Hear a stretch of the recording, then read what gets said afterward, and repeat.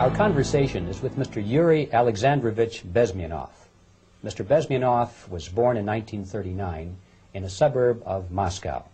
He was the son of a high-ranking Soviet Army officer.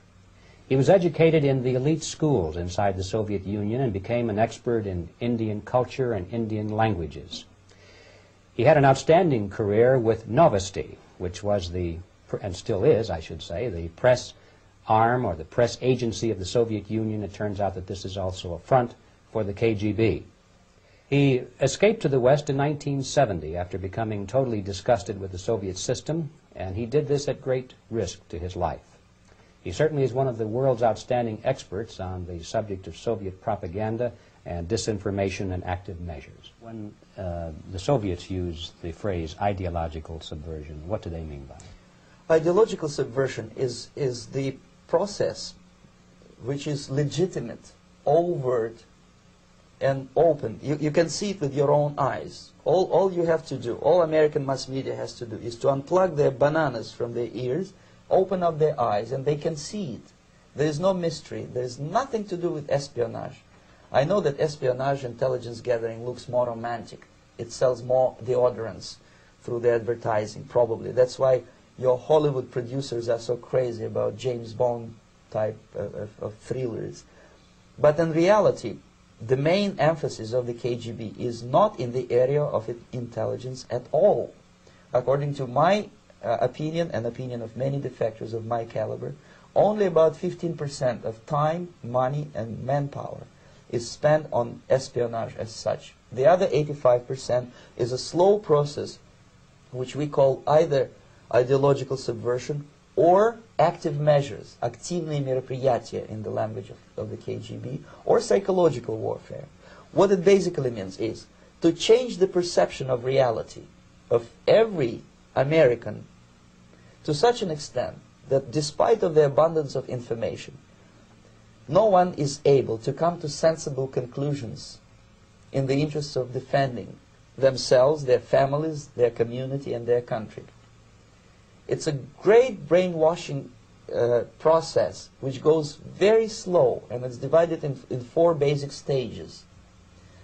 The first one being demoralization. It takes from 15 to 20 years to demoralize a nation.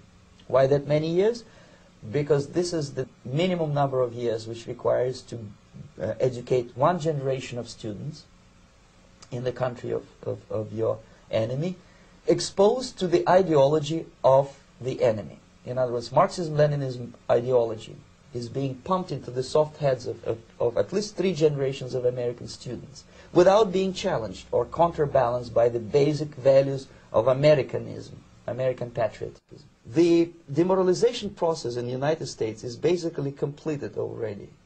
For the last 25 years, actually it's overfulfilled, because demoralization now reaches such areas where previously not even Comrade Andropov and all his experts would even dream of such a tremendous success. Most of it is done by Americans to Americans, thanks to lack of moral standards. As I mentioned before, exposure to true information does not matter anymore. A person who was demoralized is unable to assess true information. The facts tell nothing to him. Even if I shower him with information, with authentic proof, with documents, with pictures, even if I take him by force to the Soviet Union and show him concentration camp, he will refuse to believe it until he is going to receive a kick in his fat bottom. When a military boot crashes his, then he will understand, but not before that. That's the tragic of the situation of demoralization.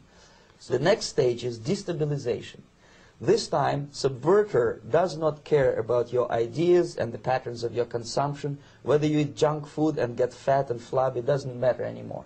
This time, and it takes only from 2 to 5 years to destabilize a nation, what matters is essentials: economy, foreign relations, defense systems. And you can see it quite clearly that in some areas, in such sensitive areas as defense and economy, the influence of Marxist-Leninist ideas in the United States is absolutely fantastic. I could never believe it 14 years ago when I landed in this part of the world that the process will go that fast. The next stage, of course, is crisis. It may take only up to 6 weeks to bring a country to the verge of crisis. You can see it in Central America now. And after crisis, with a violent change of power, structure, and economy, you have so-called the period of normalization. It may last indefinitely. Normalization is a cynical expression borrowed from Soviet propaganda. When the Soviet tanks moved into Czechoslovakia in '68, Comrade Brezhnev said, "Now the situation in brotherly Czechoslovakia is normalized." This is what will happen in the United States if you allow all these schmucks to bring the country to crisis, to promise people all kind of goodies and the paradise on earth, to destabilize your economy, to eliminate the principle of free market competition, and to put a big brother government in Washington, D.C., with benevolent dictators like Walter Mondale, who will promise lots of things, never mind whether the promises are fulfillable or not. Your leftists in the United States, all these professors and all these beautiful civil rights defenders, they are instrumental in the process of the subversion only to destabilize the nation. When their job is completed, they are not needed anymore. They know too much.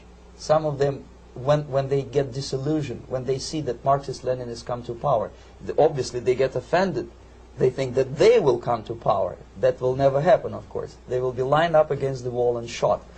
But they may turn into the most bitter enemies of Marxist-Leninists when they come to power. And that's what happened in Nicaragua. You remember most of these former Marxist-Leninists were either put to prison or one of them split, and now he's working against Sandinistas. It happened in Grenada when Maurice Bishop was already a Marxist. He was executed by a new Marxist who was more Marxist than this Marxist. Same happened in Afghanistan when first there was Taraki, he was killed by Amin, then Amin was killed by Babrak Karmal with the help of KGB. Same happened in Bangladesh when Mujibur Rahman, very pro-Soviet leftist, was assassinated by his own Marxist-Leninist military comrades. It's the same pattern everywhere. It's divided in 4 basic stages: demoralization, destabilization, crisis, normalization. They will be lined up against the wall and shot, wall and shot, wall and shot.